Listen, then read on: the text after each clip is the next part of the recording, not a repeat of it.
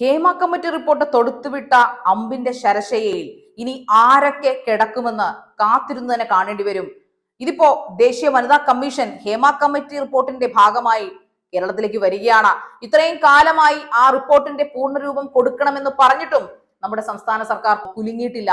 പാലം കുലുങ്ങിയാലും കേളൻ കുലുങ്ങുകേല എന്ന ആ ഒരു തത്വത്തിൽ ഉറച്ചു നിൽക്കുകയാണ് നമ്മുടെ സർക്കാർ. പക്ഷേ സത്യത്തിന്റെ മുഖം എത്ര കാലമായാലും എത്ര വർഷം കഴിഞ്ഞാലും പുറത്തേക്ക് തിരിച്ചു വരിക തന്നെ ചെയ്യുമെന്ന കാര്യത്തിൽ ഒരു സംശയവുമില്ല.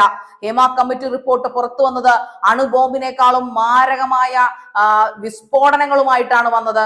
അതിന്റെ അലയൊലികൾ അല്ലെങ്കിൽ അതിന്റെ എഫക്റ്റുകൾ കിട്ടിയവർ പലരും ഇന്ന് തല കാണിക്കാൻ പല നായകന്മാരും, നായികമാരെ നമുക്ക് പറയാൻ പറ്റില്ല, പക്ഷെ പല നായകന്മാരും, അത് ചെറുതാകട്ടെ വലുതാകട്ടെ, കോമഡി ആകാനാകട്ടെ, ആക്ഷൻ ഹീറോ ആകട്ടെ, ആര് തന്നെ ആയാലും, അല്ലെങ്കിൽ യങ് ആക്ടർ ആവട്ടെ, ഒരിക്കൽ ജനപ്രിയ നായകനായിരുന്നവർ, ജനപ്രിയ യൂത്തിന്റെ ഐക്കണായിരുന്നവരൊക്കെ പീഡന ലിസ്റ്റുകളിൽ വരുമ്പോൾ, പീഡന വീരന്മാരാകുമ്പോൾ തല കുനിഞ്ഞു പോയത് മലയാള സിനിമയെ സ്നേഹിച്ച പ്രിയപ്പെട്ട അല്ലെങ്കിൽ പാവപ്പെട്ട സിനിമാ പ്രേമികളുടെ തലയാണ് കുനിഞ്ഞു പോയത്.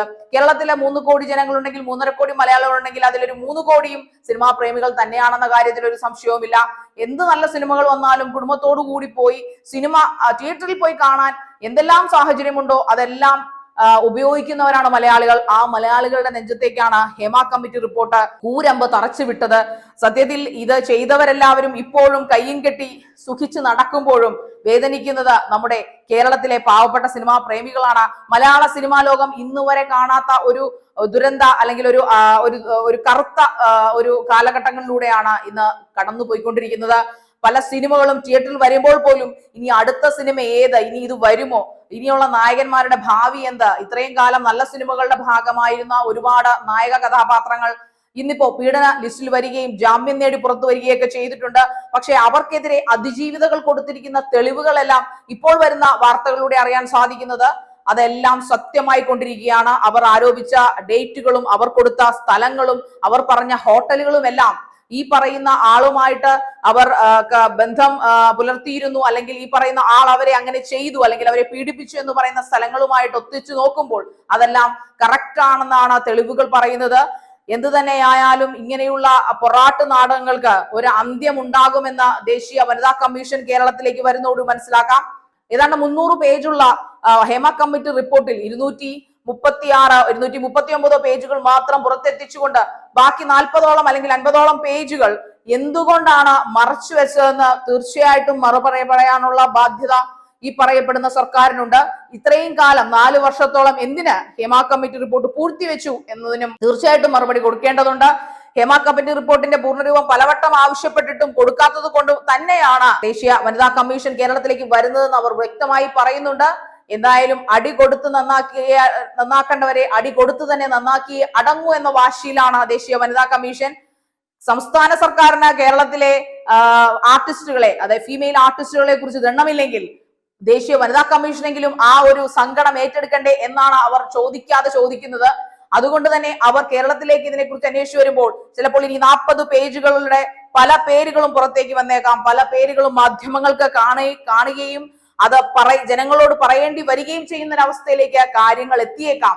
അപ്പോഴെല്ലാം എന്തിനും പ്രിപ്പയർഡ് ആയിട്ടിരിക്കുന്ന പാവപ്പെട്ട മലയാളി പ്രേക്ഷകരും ഒരു തെറ്റും ചെയ്യാത്ത ഒരുപാട് നടന്മാരും നടിമാരും എല്ലാവരും ഇതോർത്തു പേടിച്ച് ഭയപ്പെട്ടിപ്പോൾ ഇരിക്കുന്നുണ്ടാവും. ഇപ്പോൾ വന്ന വാർത്തയാണ് ദേശീയ വനിതാ കമ്മീഷൻ കേരളത്തിലേക്ക് വരുമെന്നും തീർച്ചയായിട്ടും ഹേമ കമ്മിറ്റി റിപ്പോർട്ടിന്റെ ഒരു അറുതി, അതിൽ പറഞ്ഞ സംഭവങ്ങൾക്ക് എന്തെങ്കിലും ഒരു തീരുമാനം ഉണ്ടാകുമെന്നും, അതല്ലാതെ ഇങ്ങനെ മാധ്യമങ്ങൾ ഇന്നയാളെ അറസ്റ്റ് ചെയ്തു, അയാൾക്ക് ജാമ്യം കിട്ടി, ഒരിര അയാളെ കുറിച്ച് പറയുന്നു, വേറൊരു നടനെ കുറിച്ച് പറയുന്നു എന്നിങ്ങനെ പരസ്പരം പറയാതെ പല ഫീമെയിൽ പ്രൊഡ്യൂസേഴ്സും പല ഫീമെയിൽ സംവിധായകരും ഞങ്ങൾക്ക് പീഡനങ്ങൾ അനുഭവിച്ചിട്ടുണ്ട്, ഞങ്ങളുടെ കരിയർ നശിപ്പിച്ചു കളഞ്ഞു, ഞങ്ങളെ പലതരത്തിലും തേജോവധം ചെയ്തു എന്ന് പറയുമ്പോൾ അതിന് ഒരു അറുതി വരുത്താനാണ് ഒരുപക്ഷെ ദേശീയ വനിതാ കമ്മീഷൻ, അതിന് എന്തെങ്കിലും ഒരു നടപടി എടുക്കാനായിട്ടായിരിക്കാം ദേശീയ വനിതാ കമ്മീഷൻ കേരളത്തിലേക്ക് വരുന്നത്.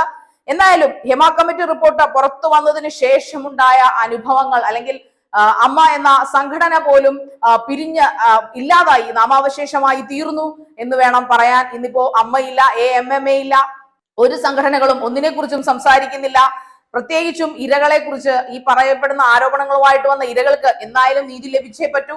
അത് 10 വർഷത്തിന് മുമ്പായാലും 12 വർഷത്തിന് മുമ്പായാലും ഇനി 20 വർഷത്തിന് മുമ്പായാലും പീഡനം തന്നെയാണ്.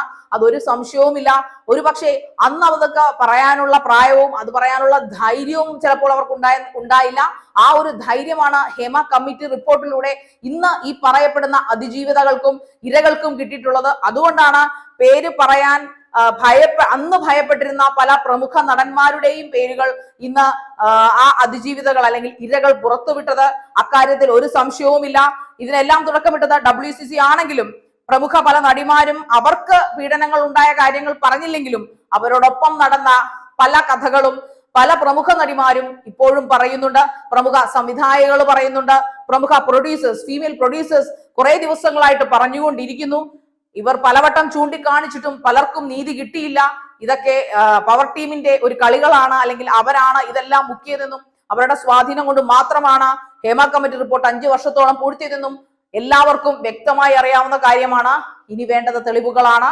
അതിനായിട്ടായിരിക്കാം ചിലപ്പോൾ ഹേമ കമ്മിറ്റി ഇനി ദേശീയ വനിതാ കമ്മീഷൻ കേരളത്തിലേക്ക് വരികയും ഈ ഒരു ആരോപണങ്ങൾക്കും പ്രത്യാരോപണങ്ങൾക്കും ഇങ്ങനെയൊരു ഒരിക്കലും മലയാളികൾ അല്ലെങ്കിൽ സിനിമാ ലോകം ആഗ്രഹിക്കാത്ത തരത്തിലുള്ള ഈ ലൈംഗിക അതിക്രമങ്ങൾക്കും ഒരു അറുതി ഉണ്ടാവുക ചിലപ്പോൾ വനിതാ കമ്മീഷൻ, ദേശീയ വനിതാ കമ്മീഷൻ കേരളത്തിൽ എത്തുന്നതോടെ ആവാം.